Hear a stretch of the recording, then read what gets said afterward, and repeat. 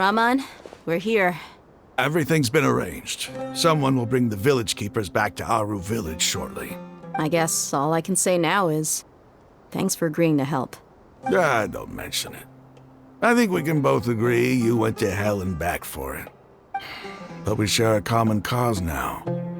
From here on out, we're allies. Where are the perpetrators? I'll bring you to them. Follow me.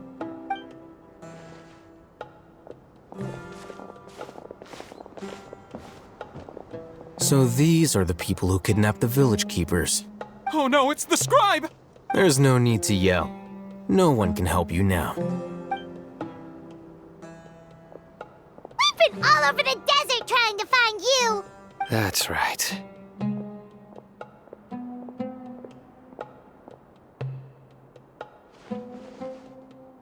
General Mahamatra? No, no! Make it quick, please! Swift and painless. Whoa. The moment they set eyes on Sino, they turned pale like they've seen a ghost! You should have known that I would be coming for you. Wait, we were just following orders. You know what I'm talking about, right? There's no way we could have done all this by ourselves. No, not Sino. He's gonna tear us limb from limb. I could do worse. Please have mercy. Start talking. Otherwise, I'll have to resort to other methods. So, your superiors have kept you quite busy recently. Why? What are they trying to accomplish? They wanted to extract canned knowledge. Don't play dumb.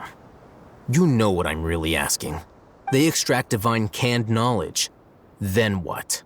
I really don't know how to explain it. Well, you better start talking or you'll be sorry! You don't want to make things any more difficult for yourself, do ya? Be my guest.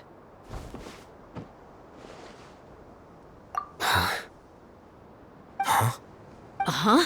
That sure didn't sound like a fancy metaphor or anything. You're serious, aren't you? How did you know? There's no use hiding it now. Yes, you're right. The Academia is working on an important and potentially world-changing project. They are creating a new god. A god that will belong to them and to the people of Sumeru. It may seem as if Sumeru's academics are thriving, but ever since the death of Greater Lord Rukkhadevata, scholarly breakthroughs have been few and far between. The withering of Irminsul has been getting worse recently. The sages have tried everything they could think of, but nothing's worked. I'm always hearing them say things like, if only Greater Lord Rukkhadevata was still with us. Continue. And then, someone from the Fatui showed up. They called him the Doctor. He brought a gnosis and said he wanted to borrow the Academia's research facilities. The Doctor was previously expelled from the Academia. At first, the sages looked down at him in disdain. But when he said those words, everyone's expression changed. He asked them, "Do you wish to create a god?" This is what the arrogant ignorance at the extreme end of academia looks like. First, the Academia spent a long time constructing a divine vessel, which was based on an exquisite humanoid puppet. After that, they harvested dreams via the Zeb-Zerus Festival Samsara, maximizing the Akasha's output. With the Doctor's help, and the Akasha now functioning at maximum efficiency, they were able to use it to extract the power from the Gnosis and convert it into a divine core. Next, they decided that their new god needed to possess divine wisdom. For that to happen, they needed a huge quantity of divine canned knowledge. It adds up. But how do you determine whether the knowledge extracted is of divine origin? Call it an educated guess? The Academia has been trying to figure out the exact source of the Scholar's madness for centuries, but to no avail. Nobody can explain the cause of this phenomenon. Surely you can see what that implies, Scribe Al-Haytham. If it's knowledge no mortal can comprehend, then it must be something only gods are able to decipher.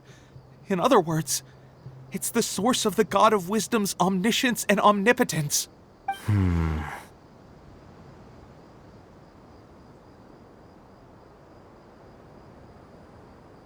You must have noticed by now.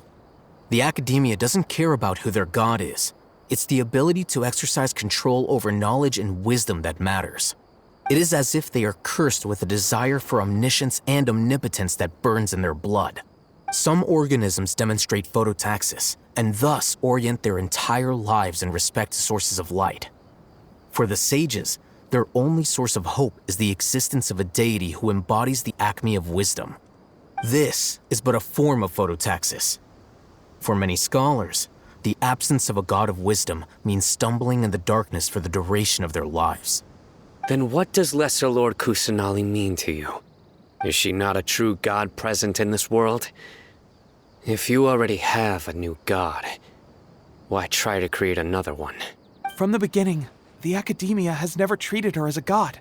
When the Academia first discovered Lesser Lord Kusanali, the newborn god of wisdom, the sages hoped that she would be as wise as Greater Lord Rukkhadevata. They found that at the time, she possessed no more intelligence than any ordinary human child. The sages never had a ruder awakening. This forced them to accept that Greater Lord Rukkhadevata had indeed passed away. Not to mention that Lesser Lord Kusanali's gnosis had been used to power the Akasha this entire time. By herself, she has neither an Archon's raw power, nor the spectacular insight expected of a god of wisdom. Slowly but surely, people began to forget about her existence. So, this is the path the sages have chosen.